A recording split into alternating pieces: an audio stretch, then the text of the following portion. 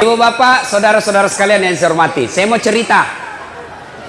Nah, ketika Rasulullah Sallallahu Alaihi Wasallam usia 40 tahun, Rasulullah kemudian menerima wahyu di Gua Hira. Gua Hira ini kurang lebih 7 kilo dari kota Mekah. Naiklah Nabi ke Gua Hira, datang malaikat Jibril.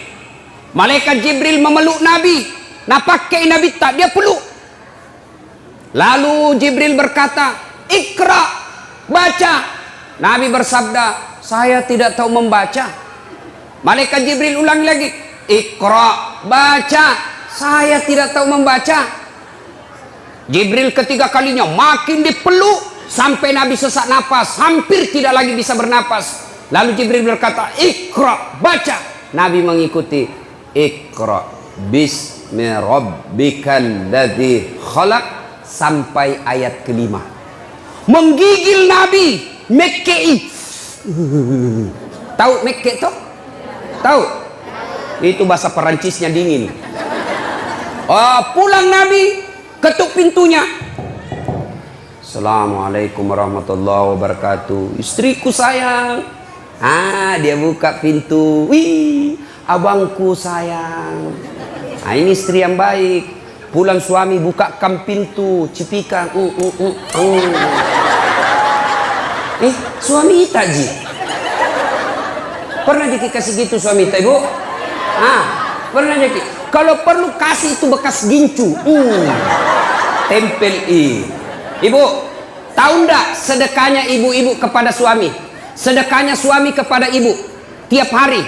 Bapak-bapak ini yang di luar, tahu ndak sedekahnya suami kepada istri setiap mau keluar? Apa sedekahnya? Nabi setiap mau keluar, dia cium jidatnya istrinya.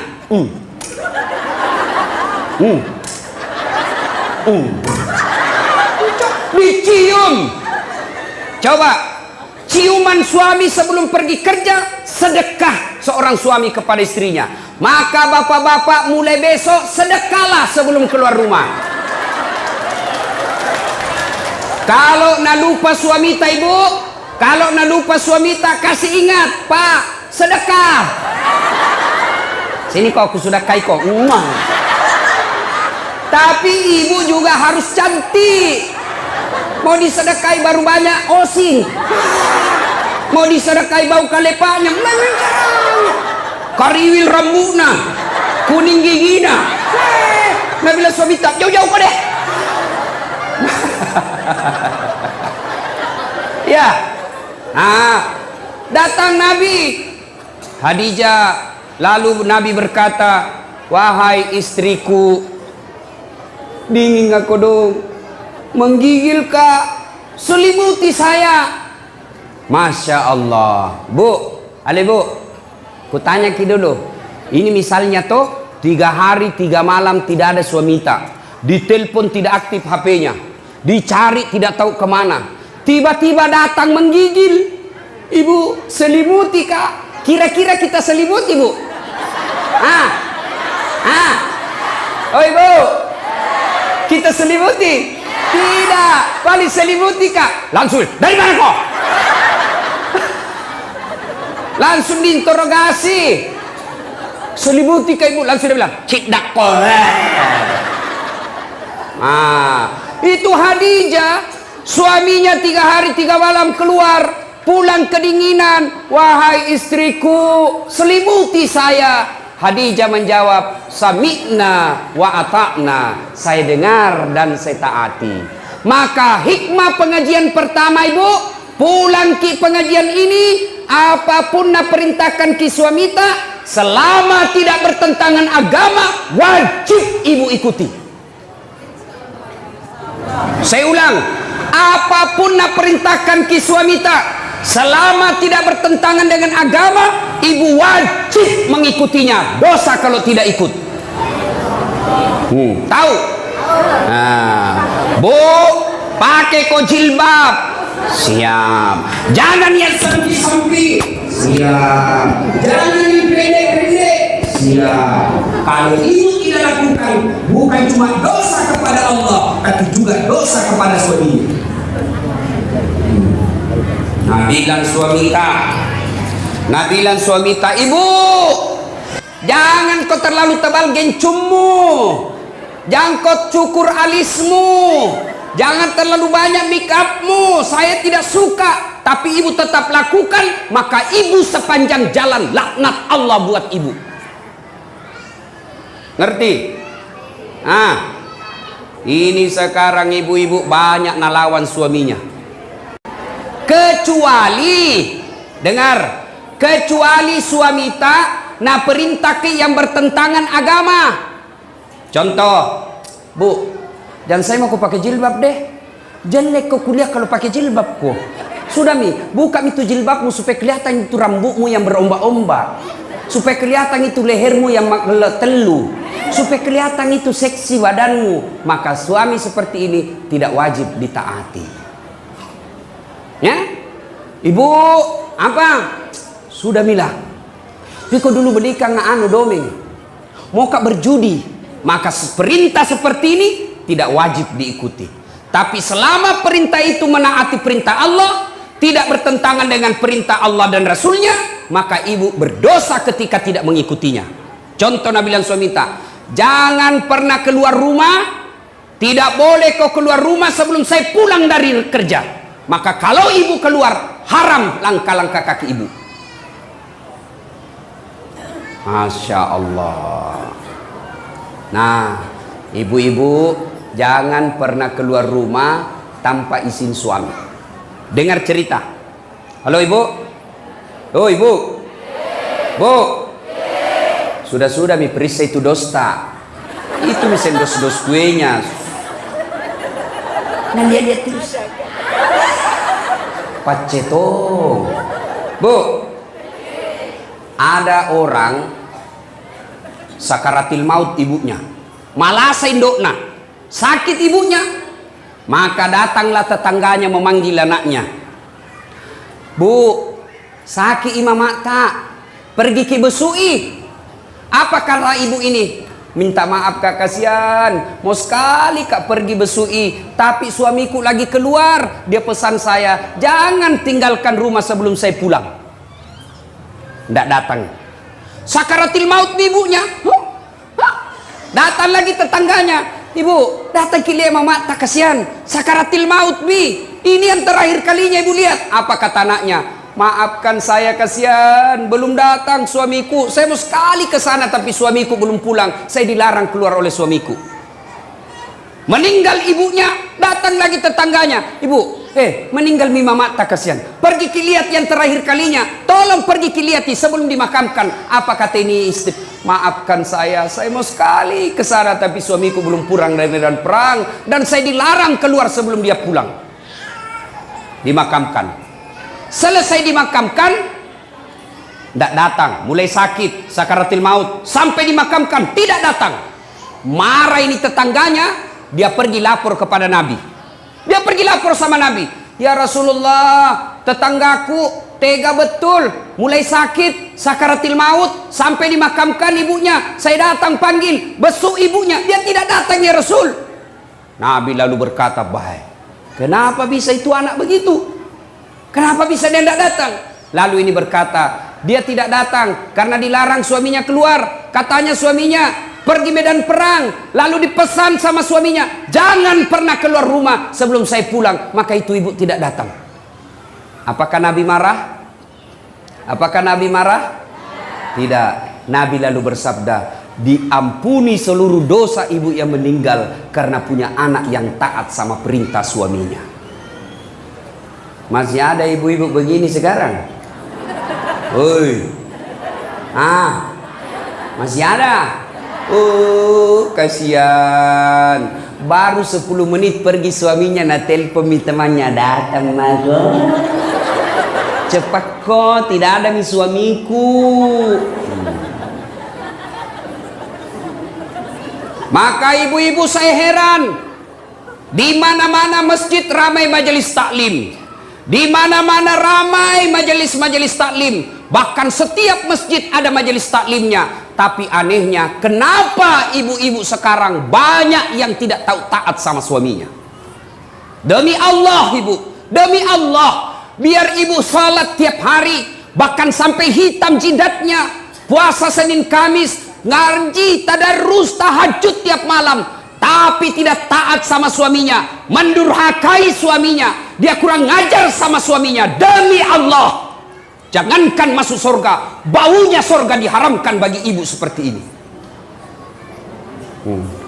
Kenapa bisa Ustaz? Kenapa bisa begitu? Tahu, ibu harus tahu. Kenapa? Karena kami suami yang tanggung ibu nanti di akhirat. Ketika ibu melanggar, ketika ibu bikin dosa, kami suami yang tanggung dosanya ibu sebagai kepala rumah tangga. Beda ibu-ibu. Ibu-ibu taat ibadah, rajin sholat, tutup aurat, Senin Kamis puasa. Suaminya tukang judi, suaminya koruptor, suaminya pemabuk, suaminya pengedar narkoba, suaminya tukang tipu, tapi istrinya soleha. Demi Allah, istrinya tetap masuk surga, suaminya dibakar di neraka, tidak ada hubungan. Maka ibu, jangan keluar rumah tanpa izin suami. Jangan lakukan apa-apa tanpa izin suami. Kenapa? Karena suami yang tanggung ibu nanti ketika di akhirat. Maka bersyukur ibu-ibu yang punya suami. Kenapa? Karena itulah nanti yang lindungi ketika di akhirat. Maka hargai suami tak, jangan hina suami tak gara-gara dia miskin. Ini banyak ini istri kurang ajar sama suaminya, mentang-mentang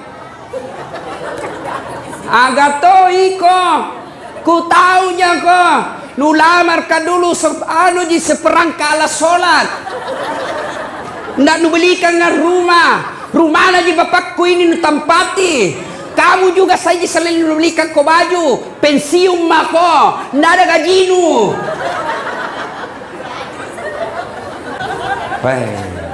Istri seperti ini bu, nah tunggu ko malaikat, nah belender ko nanti. Yang ketawa serius kah ini? Ya. Salatullah, salamullah ala toha rasulillah. Salatullah, salamullah ala yasin habibillah. Tawassalna bismillah wa bil hadi rasulillah wa kulli mujahidinillah bi ahlil badri ya Allah. Khadijah tidak pernah sangka buruk kepada suaminya. Tahu sangka buruk? Tahu sangka buruk? Curiga. Curiga yang berlebihan. Khadijah, dia laksanakan apa perintahnya, lakukan, dan tidak pernah sangka buruk. Yang kedua, pengajian kita pertama tadi, perintah suami laksanakan. Yang kedua, jangan pernah sangka buruk, berprasangka jelek sama suami. Nah telepon suaminya ndak na jawab, mana lagi ini kasihan. Ih, kenapa ini 3 kali ku telepon ndak na jawab. Dari pagi sampai sore ku telepon ndak na jawab. Nih mana lagi ini, pasti ketemu lagi tuh tamang mana.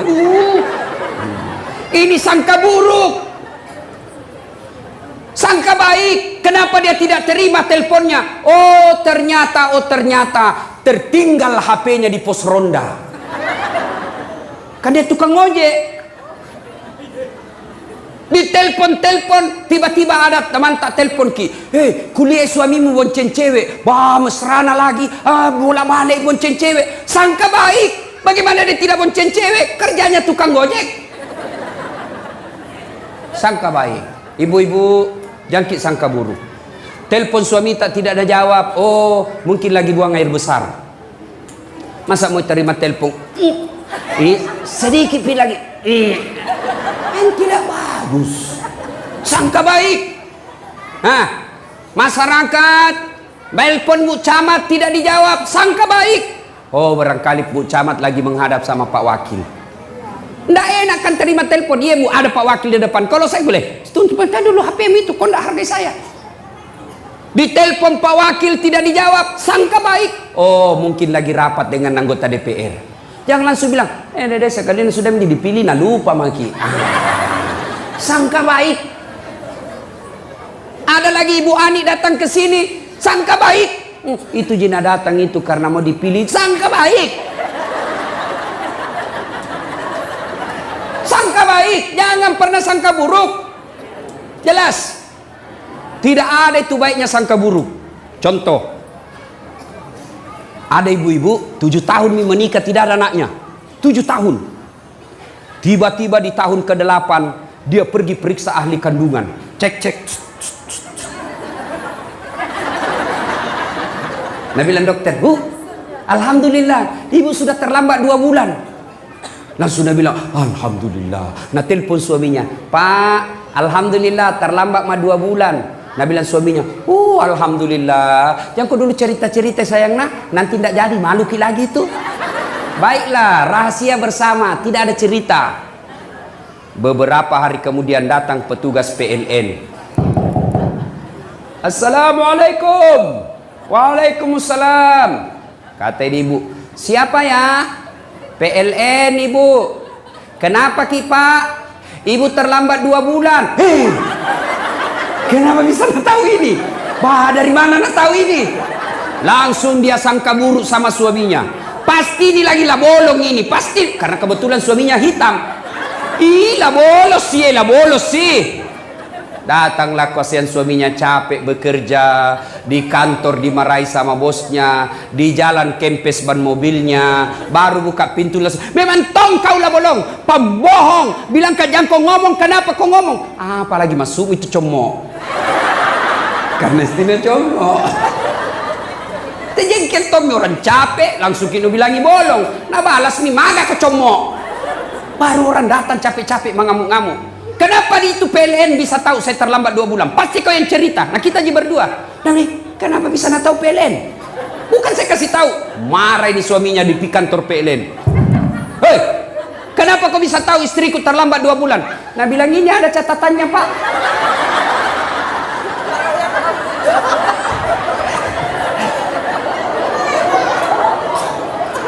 Nah bilang hapus itu. Ada apa taca-taca? Hapus sih.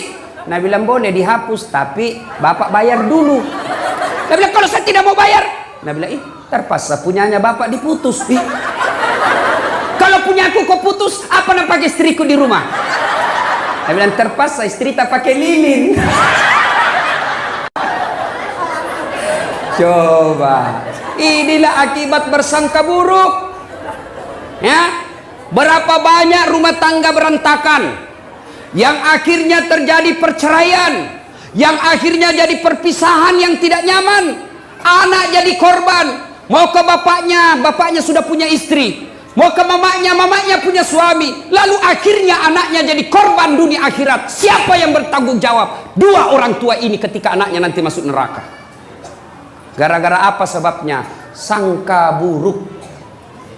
Sangka baik. Ibu-ibu, tidak ada itu enaknya sangka buruk. Sangka baiklah. Ada caleg sudah bikin pengajian, sudah pasang baleho, sudah datang silaturahmi, bagi-bagi jilbab, ternyata tidak terpilih. Sangka baik, oh bukan itu yang terbaik buat saya. Saya dulu 2013 ikut pilwali di Makassar. Dibetak Ustaz? Tidak. Siapa bilang dibetak Kak? Cuma yang menang lebih banyak suaranya. Belum tentu dia lebih jago dari saya. Nah, alhamdulillah saya ambil hikmah. Oh ini hikmahnya saya tidak jadi wakil wali kota. Saya jadi ustadz. Sekarang karena saya jadi ustadz, keliling dunia ceramah. Ke New York. Tahu jaki New York? Dekatnya Malili. Dari New York pergi ke Jepang, pergi ke Italia, pergi ke Roma, ke Malaysia, ke Turki, ke Saudi. Semua dibayarkan. Sangka baik, sangka baik, sangka baik, sangka baik. Ibu-ibu tiba-tiba hancur usaha, sangka baik. Tiba-tiba suami berubah setengah mati, sangka baik. Suami tak jahat, sangka baik. Kalau dia berbuat jahat, dia yang tanggung dosanya di akhirat. Tenang perasaan. Tiga mau meruntuk tu mak bele ko Andre ko tu turun tu mak cako mak bele ko mama. Ya, ibu-ibu, kalau ini rumus kita pakai, sangka baik, tenang perasaan. Kalau kita selalu sangka buruk, belum terjadi kita sudah sangka buruk, begini nanti, begini nanti, begini nanti, maka ibu akan sengsara, tidak bisa tidur. Ibu itu Khadijah, sebelum menikah sama Nabi, beliau janda terkaya di Mekah. Ada janda kaya di sini? Hah? Ada? Saya cuma bertanya. Jangan maki bilang Ustaz cari janda. Tidak. Kaya ketika beliau sakaratil maut. Tahu sakaratil maut? Tahu ibu? Nah ini muka-muka sakaratil maut semua ini. Masya Allah. Masya Allah. Habis hartanya Khadijah untuk bantu dakwanya Nabi, tapi minta serban, malu sama suaminya. Malu. Kira-kira ada istri di sini malu minta sama suaminya? Woi, ada? Ada ini. Ada. Jangankan minta, nak curi. Sudah dah simpan baik-baik suaminya, nak dapat semua. Ini banyak sekarang perempuan pintar cari duit. Sudah disembunyi, masih nak dapat. Ada lawannya kasihan honor. Pegawai honor. Gaji kan semua langsung ke istrinya. Tiba-tiba dikasih uang sama Pak Wakil Bupati. Ibu Nur Aini bilang, Ibu Anik bilang, ini dari Pak Wakil. Ya, pegawai honor kasihan. Wih gembira. Nah bilang ini rezekiku. Karena bukan gajiku, bukan uang istriku. Nah simpanlah ituannya, nah lipat-lipat. Baru nak kasih masuk kantong plastik. Baru naik kak benang. Tuh. Mau nak simpan di bawah tempat tidur. Nah dapat inilah comok. Akhirnya apa? Di bawah karpetnya tempat tidur nak simpan. Istrinya kasih bersih kamar, sapu. Hi, ada kompe-kompe. Diikat benang, nak buka. Hi, uang. Langsung berteriak sama suaminya, Pak, uang apa ini? Yang mana? Ini yang di bawah karpet. Nah bilang suaminya, uang sial. Maksudnya apa? Batin aku sembunyi, udah apa Ji? Bisa main ini. Pas sapak duit. Oh, nak paris sama nak kantor lelakin. Bu, dia ketahui bu, saya serius ini. Hei bu, kalau ambil uang di dompet, kalau ambil uang di kantong, sampaikan kepada suami. Meskipun dia ibu sudah di kantong, mi kan tidak bisa mengambil kalau di kantong, tak mi. Di dalam kantong pipir kasih tahu. Kenapa?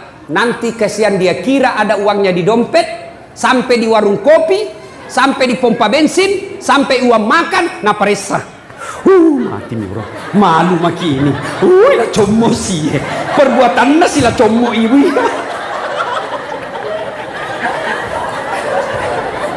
Jelas? Itulah sebabnya ibu tidak boleh ibu ambil tanpa izin suami. Kenapa? Karena itu pasti ada tujuannya. Mengelola keuangan rumah tangga itu ada materinya, ada manajemennya. Gajinya suami, ambil suami 100% oleh istri. Tapi penghasilan-penghasilan lain itu uang suami namanya. Untuk apa? Karena kadangkala ada kejadian darurat yang tidak disangka-sangka sehingga butuh uang, itulah simpanannya suami. Gajinya suami, pembeli beras, pembeli ikan, pembeli lauk pauk, pembeli lain-lainnya. Tapi ketika tiba-tiba mobil tabrakan, pak, tidak mungkin uangnya gajinya dari istri yang sudah diambil, maka itulah simpanannya suami. Maka ibu jangan ambil ketika ada simpanan suami, karena itu pasti ada tujuannya disimpan suami tak. Jelas ibu? Jelas? Salatullah salamullah ala toha rasulillah. Salatullah salamullah ala yasin habibillah. Tawassalna bi bismillah wa bil hadi rasulillah wa kulli mujahidi lillah bi ahlil badri ya Allah. Nah, satu, taati suami. Dua, sangka baik. Tiga, jangan mengambil tanpa izin suami. Jelas ya? Jelas ya? Yang keempat, Khadijah ternyata menopang suaminya, mendukung suaminya sepenuhnya. Karena ini laki-laki, biar bagaimana jagonya, tanpa dukungan istri hancur. Betul ya Bu? Betul? Maka tapi jangan berlebihan Ibu. Ada itu di Kolaka, nah bunuh suaminya, nah tikam suaminya pakai pisau dapur, nah tutup kamarnya dulu, baru nah tikam sampai meninggal suaminya. Ditanya, kenapa kau kasih begitu suamimu? Dia bilang, setengah mati ku bantu, setelah berhasil dia mau kawin lagi, lebih baik ku bunuh. Bah, bikin takut-takut. Dia bilang, biar jelek suami ku, jangan ku ambil ki. Biar pengangguran, jangan ku ambil ki. Itu milikku, dunia akhirat. Nah, Bu, Pak, halo Bapak. Percaya Pak, Bapak tidak akan sukses tanpa dukungan istri. Mau contoh? Mau contoh? Pak Wakil Bupati, biar jago bagaimana kalau Ibu Ani tidak setuju, tidak jalan. Maksudnya Pak, mau pergi sosialisasi, tiba-tiba Ibu Ani bilang, Pak, urus dulu anakmu. Apa? Tidak bisa begitu? Sama saya, biar jago bagaimana kalau tidak dibantu istri, tidak mungkin. Kenapa? Saya mau bikin konsep untuk ceramah besok. Tiba-tiba, Ustaz, anakmu mangisi, ambeki. Tidak bisa makin lagi konsentrasi. Mau pergi dan bilang, anakmu ganti popoknya. Maka kita laki-laki bisa sukses. Karena bilang apa? Pergi maki sayang, anak tak saya yang ngurus. Serahkan semuanya sama istri tak. Kita pergi maki dakwah, saya urus semuanya. Masya Allah. Itu istri yang baik. Jangan bikin takut-takut suami. Baru pergi 1 jam menelpon. Di mana kok? Di mana kok? Di kantor Jakon. Pulang kok. Jakon lisu kok. Kalau tidak mau kau pulang, jaga memang kau. Baik. Nah dengar semua temanku kasih kecil. Ada tongko dong itu istri nak kasih begitu suaminya. Ada begitu di sini? Tidak ada. Mata lolos. Nah bilang suaminya kodong, ada jauh di kantor ini ada. Dia bilang, foto dulu pale baru kirimi.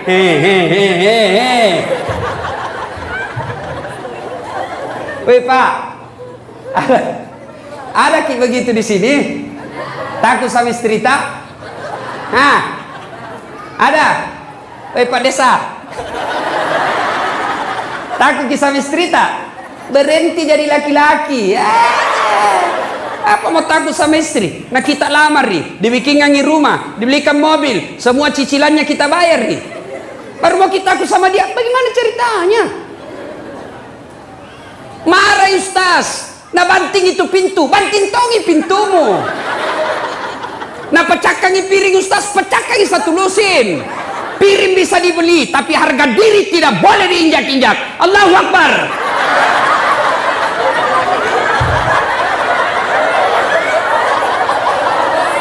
Iya Pak, setuju?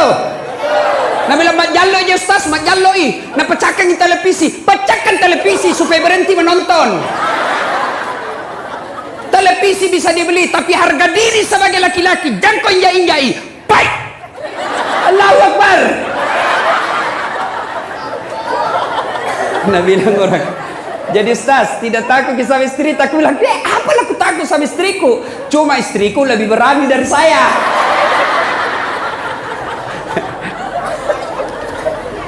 Jelas, Bu? Yang ke-5, Allah sudah menyediakan istana dalam sorga buat Khadijah. Istana dalam sorga untuk Khadijah yang terbuat dari mutiara. Sorga ada lagi istananya. Masuk dalam sorga saja sudah luar biasa. Ini sudah dalam sorga dibuatkan istana khusus untuk Khadijah yang terbuat dari mutiara, tidak terbuat dari emas, tidak terbuat dari jamrud, tidak terbuat dari berlian, terbuat dari mutiara. Kenapa mutiara? Karena Khadijah punya sifat seperti mutiara. Tahu sifat mutiara, Ibu? Tahu mutiara, Ibu? Tahu mutiara? Itu mutiara hidup di dasar laut. Apa yang masuk dalam perutnya? Perut mutiara itu kan daging lembut. Apa yang masuk ke dalam perutnya? Kerikil-kerikil, pasir-pasir masuk ke dalam perutnya. Bayangkan kalau pasir ketemu kulit-kulit mutiara, lalu dia bungkus, dia tutup cangkangnya, dia olah itu pasir yang sakit, yang padis, yang mengerikan, tapi mutiara dia tutup rapat-rapat cangkangnya. Beberapa saat kemudian keluar yang pasir dan kerikil tadi menjadi mutiara, perhiasan yang semua orang menginginkannya. Apa artinya?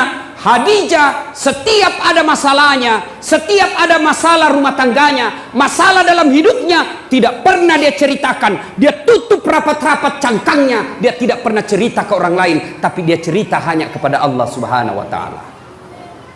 Maka pengajian kita yang kelima adalah, Bu, ada masalah, jangan cerita ke tetangga, jangan cerita ke keluarga, lebih baik cerita kepada Allah. Bagaimana caranya? Tunaikan sholat, tingkatkan kesabaran. Sayang seribu sayang, ibu-ibu sekarang ada masalahnya pergi tetangga.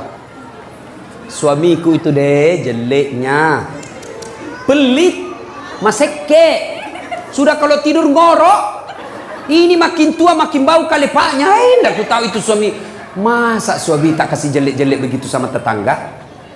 Coba, itu suamiku pelit sekali, nak pegang uangnya, nak kasih sama sekali. Kalau datang tidak pernah tong senyum-senyum. Masa rahasia rumah tangga kita ceritakan? Maka istri seperti ini tidak akan mendapat kasih sayang dari Allah Subhanahu wa Ta'ala. Jangan heran kalau ibu selalu cerita kejelekan orang, ibu cerita kejelekan rumah tangga, dia umbar semua aib rumah tangga, maka hidupnya, hatinya tidak akan pernah dapat ketentraman. Kenapa? Karena Allah jauh menjauhkan dia dari rahmatnya. Kau suka cerita kejelekan-kejelekan rumah tanggamu, maka Allah tidak akan senang kepada kamu. Allah tidak senang kepadamu, maka jangan heran hidupmu tidak bisa tenang hatinya. Jelas? Maka kalau ada masalah, ibu ambil wudhu, ambil sajadah, ambil kudung, ngadu kepada Allah dalam solat, namanya solat hajat. Minta maki kepada Allah. Ya Allah, saya tidak sangka suamiku begini. Saya tidak senang suamiku begini ya Allah. Tapi inilah jodohku ya Allah. Engkau yang menentukan jodohku. Saya tidak senang laki-laki seperti ini, tapi Engkau berikan saya seperti ini. Maka berikan saya kesabaran ya Allah. Kuatkan hatiku, tingkatkan kesabaranku ya Allah, agar ini bisa kulalui secepatnya. Ini tidak ada masalahnya, ambil Facebook, update status. Tidak kusangka kau begitu. Andai ku tahu kau begitu, saya tidak terima lamaranmu. Pret. Ini kan banyak begini. Apalagi, coba ku tahu begini, tidak mau kawin sama kau. Apalagi tidak mau naduami anakmu. Jelas? Ibu-ibu, ada di sini rumah tangga tidak ada masalahnya? Ada? Ada? Tidak ada orang tidak ada masalahnya. Tidak ada. Contoh, cicilan belum lunas, anak tidak dapat kerja, suami makin kajili-jili, motongi cantik istri, motongi mulus muka, penuh dengan masalah. Maka masalah itu bukan masalah. Masalah kita adalah bagaimana mengatasi masalah. Mengatasi masalah tanpa masalah. Weh, ini warna pegadaian ibu-ibu ini. Bu, ada masalah tak, ngaduki kepada Allah. Dalam cara apa Ustadz? Tingkatkan kesabaran, tunaikan sholat dengan sebaik-baiknya, perbaiki 5 waktu, tambah sholat-sholat sunnah, terutama sholat hajat di malam hari. Allah janji, ud'uni astajib lakum, minta kau kepadaku, pasti saya kabulkan. Itu janji Allah. Salatullah salamullah ala toha rasulillah. Salatullah salamullah ala yasin habibillah. Tawassalna bismillah wa bil hadi rasulillah wa kulli mujahidilillah bi ahlil badri ya Allah.